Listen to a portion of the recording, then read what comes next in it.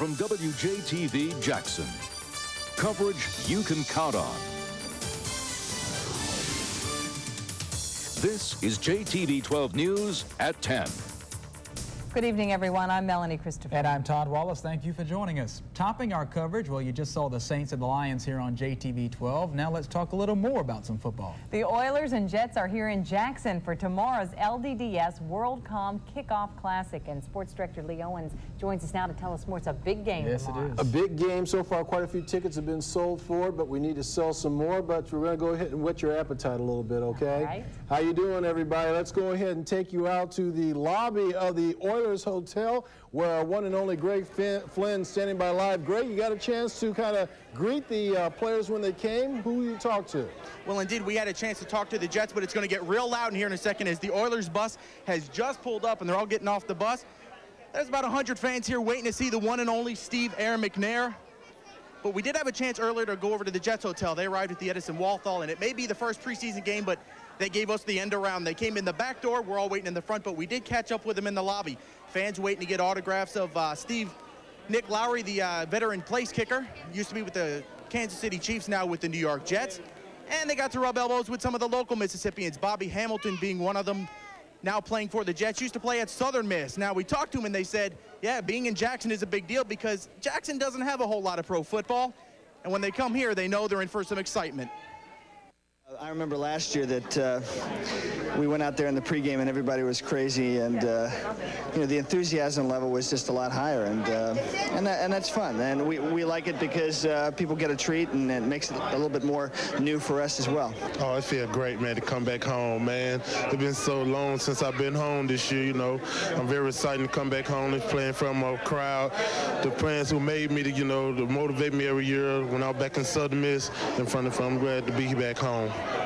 Indeed, they are ready to be back home, and the game takes place tomorrow night, 7 o'clock. As I said, the Oilers just now coming in. We're keeping an eye out for Steve Aaron McNair. We have not seen him yet, but hopefully we'll catch up with him by sports time. Back to you, Lee.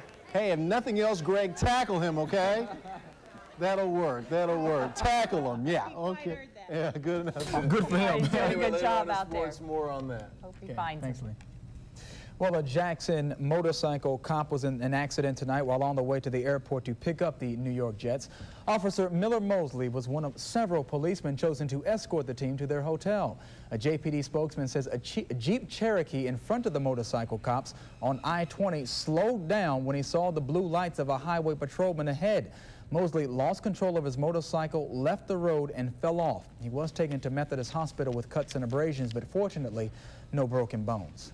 In other news, Jackson police are working tonight to ID 2 bodies found in a field in North Jackson this morning. They're also trying to figure out what happened. The two, a black man and a black woman, were found in a remote area off Pendleton Road near Livingston Road around 6 this morning. Both are believed to be in their mid-20s to early 30s. Their bodies were discovered by a passerby early this morning who saw what he thought was an arm sticking out. The two bodies had been covered by plastic covers. This aroused the curiosity of the passerby who went to call police. JPD officers believe the bodies were there for about 24 hours before being discovered. Autopsies are being performed. Well, for a while today, this man was considered a suspect in last month's execution-style murders in Winona. 32-year-old Jeffrey Hudson, seen here covering his face, is being held in the Forest County Jail for robbing a Hattiesburg bus station. The head of the investigation into the Winona murders, though, said tonight Hudson is no more considered a suspect than anyone else arrested in this state. More ahead on JTV 12 News at 10. Coming up a little later is the Jackson Zoo paying a visit to the Children's Hospital. Sure looks that way. But in our next segment, we'll show you one of the best ways for pregnant women to exercise. First, though, here's Storm Team meteorologist Tony Mastro. All right, Mel, it's been nice. 4 straight days of temperatures not reaching 90 for the afternoon high. That's about to end, getting up into the low 90s tomorrow with plenty of sunshine and more heat, much more heat coming in the forecast. Lee Owens has more in sports. More news ahead. Stay with us as JTV 12 News at 10 continues. You're watching JTV 12 News at 10 with Melanie Christopher, Todd Wallace, weather with Tony Mastro, and Lee Owens with sports.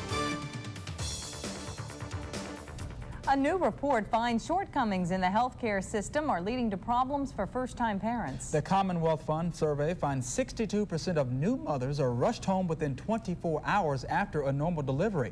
And that's leaving some first-time parents feeling at a loss as to how to care for the baby. Only 44% of those questioned say they feel confident about infant care after leaving the hospital.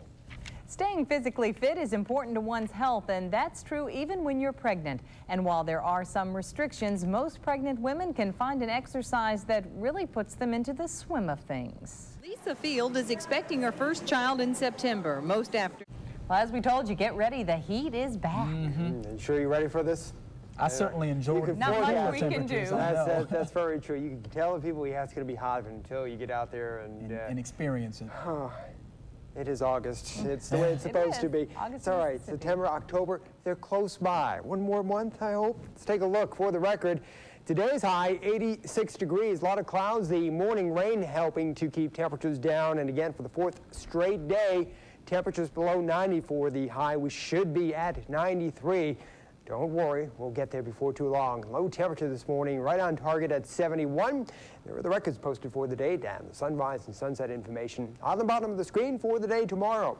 Let's get right to the forecast now. It is nice, tranquil, quiet, fair skies, warm, muggy in the forecast with a low temperature of 73.